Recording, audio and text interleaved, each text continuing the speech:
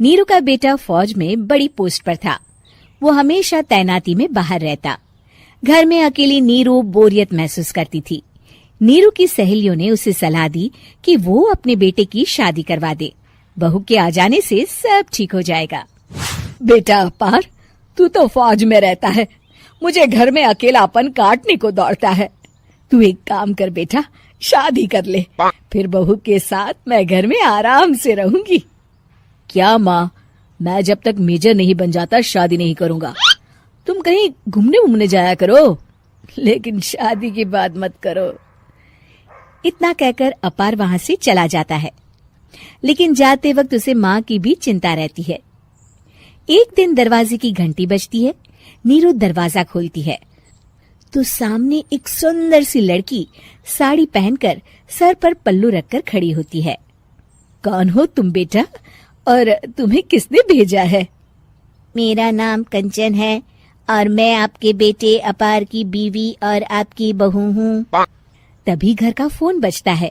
Neeru phone उठाती है तो अपार का फोन होता है। माँ, कंचन आ गई।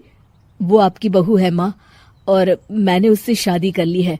आप अकेली रहती हैं तो मैंने आपके लिए शादी कर ली माँ। अच्छा बेटा, बहू तो आ गई, बहुत सुंदर है। अब ना मैं आराम से घर में खुश रहूंगी। इतना कहकर नीरू जैसे ही कंचन की तरफ देखती है, वो उसके पैर छूती है। नीरू कंचन को आशीर्वाद देकर गले लगा लेती है।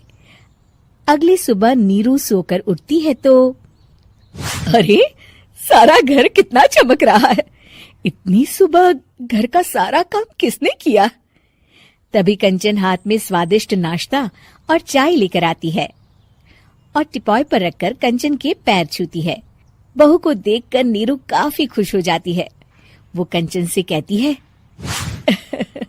कंचन बेटा, आज मेरे घर में किटी पार्टी है, तुम मेरी सहेलियों के लिए कुछ अच्छा बना लेना। माँ, मुझे अच्छा बनाना नहीं आता, आप बता दीजिए, मैं बना दूंगी।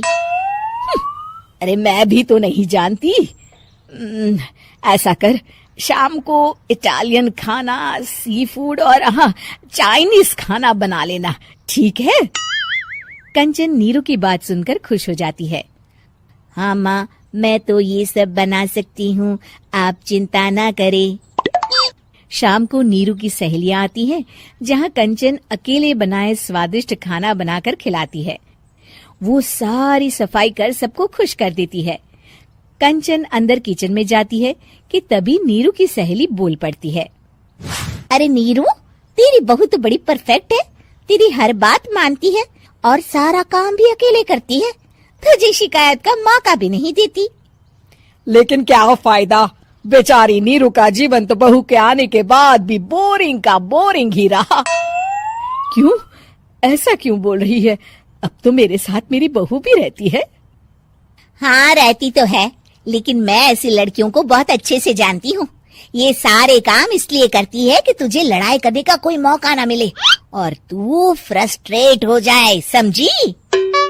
नीरू भोली सूरत बनाकर कहती है, नहीं, मैं नहीं समझी। अरे, घर में सास बहू की लड़ाई ना हो तो घर भी भला घर लगता है क्या? मेरे घर में ही ले ले। सुबह से बहू के साथ लड़ाई में इतनी चहल पहल रहती है कि मन हमारा भी लगा रहता है और पड़ोसियों का भी। नीरू मन में सोचती है, बात तो सही है, अगर ये मेरी शिकायत के बिना ही हर काम कर देगी तो मैं क्या करूंगी?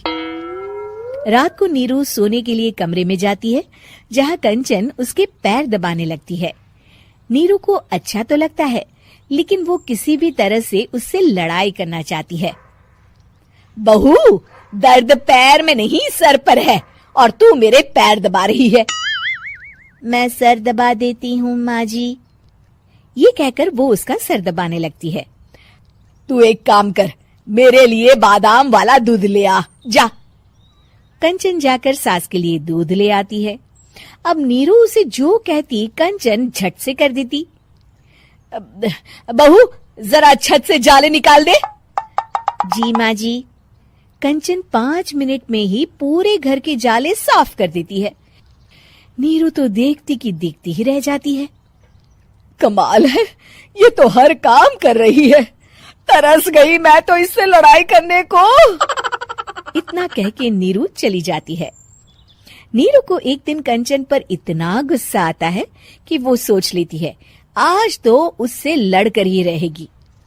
मौका देखकर नीरू कंचन को पैर से लंगड़ी देकर गिरा देती है, जिसके बाद जो होता है नीरू को विश्वास ही नहीं होता। जमीन में 2 भागों पर गिरी कंचन के सारे पुर्जे बिखर जाते हैं। स्प्रिंग और उसके अंदर से रंग बिरंगी लाइट जलने लगती है। तभी घर की घंटी बजती है। नीरू डरकर दरवाजा खोलती है तो सामने अपार खड़ा होता है। क्या हुआ माँ, तुम इतना डर क्यों गई? कंचन ने कुछ किया क्या? कुछ कहा क्या उसने? मैं अभी बताता हूँ। तभी अपार की नजर कंचन पर पड़ती है। अरे माँ, तूने ये क्या किया? कंचन को तोड़ दिया। तुम्हारी खुशी के लिए मैंने रॉबर्ट को तुम्हारी बहू बनाकर भेजा था, जिससे तुम्हारी हर इच्छा पूरी हो और तुम खुश रहो। माँ, ये तो इंसान थी भी नहीं, इससे तो गलती हो ही नहीं सकती थी। फिर आपने इसे क्यों तोड़ा? क्या गलती थी इसकी माँ? बेटा, इसकी सबसे बड़ी गलती ये थी कि ये इंसानों की तरह सास से लड़ाई नहीं करती थी। अपार माँ की बात सुनकर हैरान रह जाता है।